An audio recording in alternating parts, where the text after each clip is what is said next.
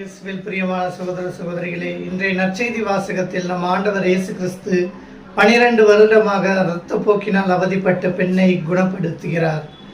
முதலாவதாக அந்த பெண்ணின் விசுவாசத்தை குறித்து நாம் தியானிப்போம்.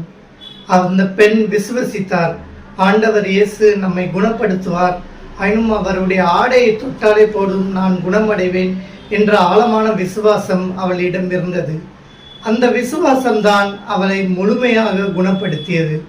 நம் ஆண்டவரிடம் பொதுவாக போகும்போது நம் வேண்டுதலையும் ஜெபத்தையும் தான் கேட்கிறோம்.